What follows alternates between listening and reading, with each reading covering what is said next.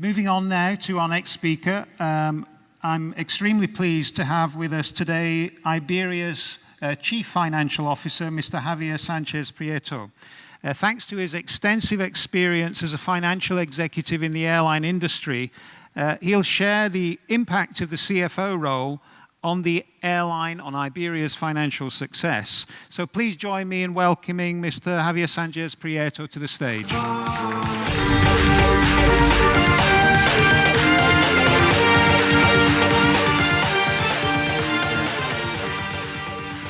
Thank you. Good morning, ladies and gentlemen. Well, when I was taught to make this presentation, the first thing I thought is, well, how can I talk to this community about this subject? We'll see in a while. The CFO of the role of the CFO in a turnaround, where unfortunately many of you have more experience than myself. So I decided to do a couple of things. First of all, just to focus on Iberia experience. It's a limited experience in this subject. We are half the way, so we have also learning in the process. And secondly, more important, I decided to do a short presentation so we can enjoy the rest of the speakers. That's well, those are the formal objectives of this short session. Well, first of all, to analyze the evolution of the role of the CFO, and second, what should be the role of the CFO in a corporate turnaround, and then third, as I mentioned before, just to share some of the lessons learned of our turnaround in Iberia. Well, as Tony has said, the CFO role is evolving. So the traditional role of a CFO used to be financial stewardship. So we were very focused on reporting, financial accounting, processes, business controlling, and all this stuff. Of course, we have to continue doing that. But more and more, we see as a community and also from different industries that this role is evolving.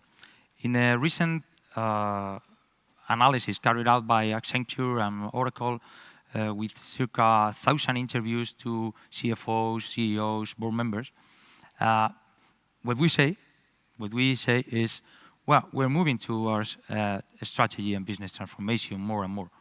So, of course, we keep priority on cost management, but balance with increasing focus on growth, profitable growth.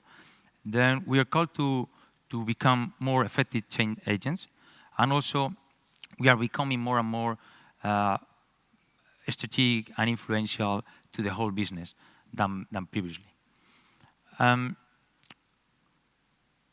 What is the point here? My point here is that in a turnaround is precisely where we can do that, or we should do that. So it's in these turnaround situations where the CFO has to take a step forward and has to move to this more strategy and business transformation, let's say, toolbox.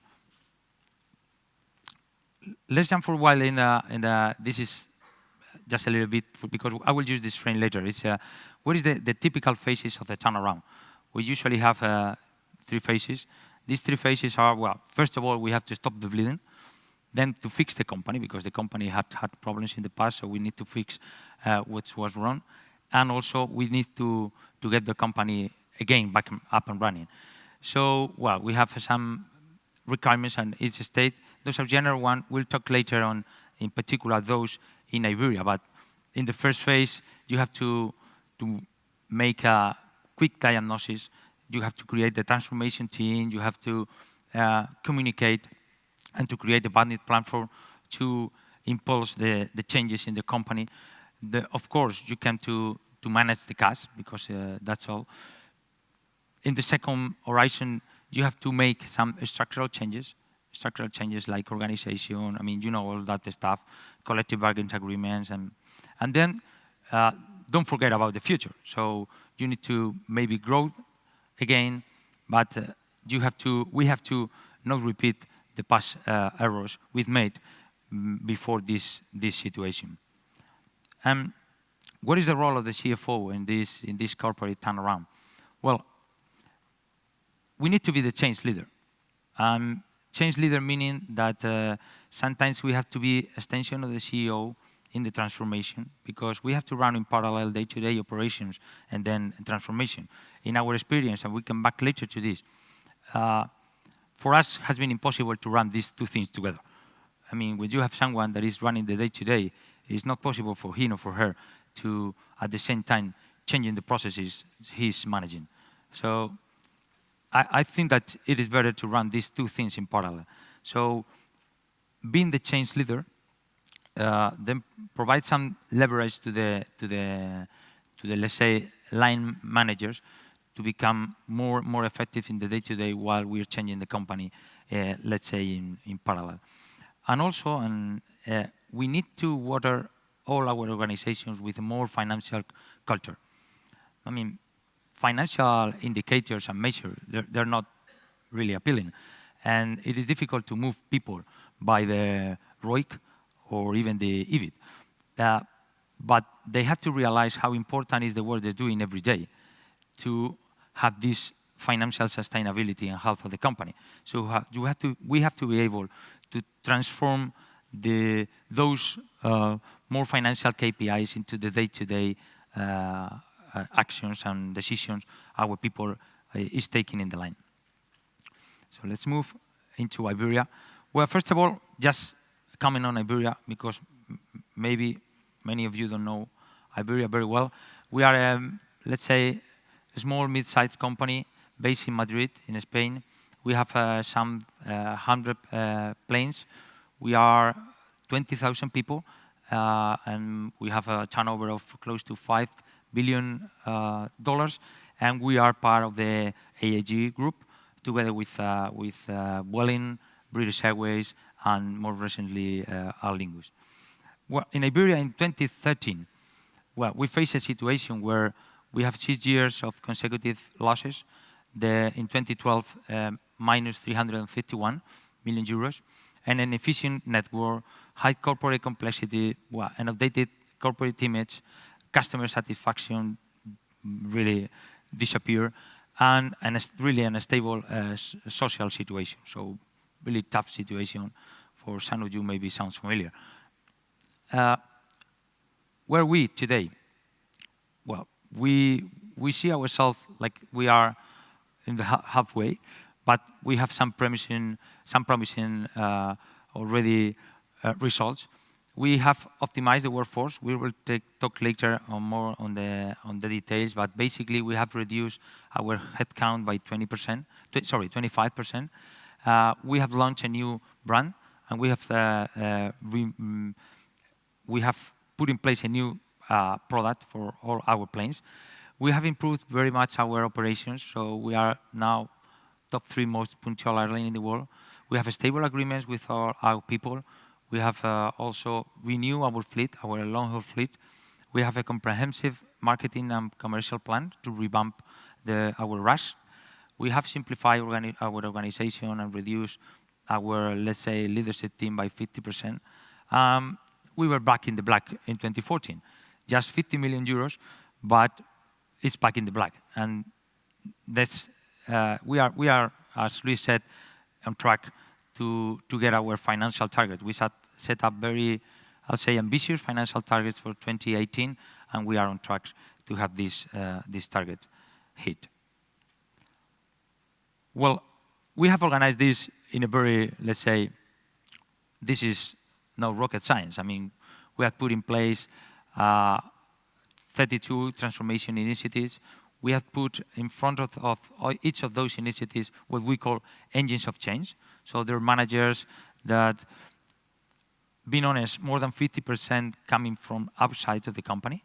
So it's people coming with new ideas and with no legacies. And they are really focused on execution, and they are really focused on challenge the status quo and also have impact in the organization and in the results.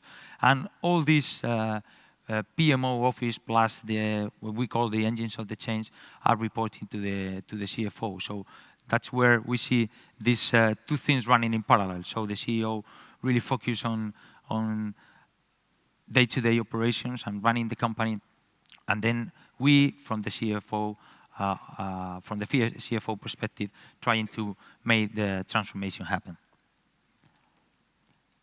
Well, as I said, we have had some promising results already.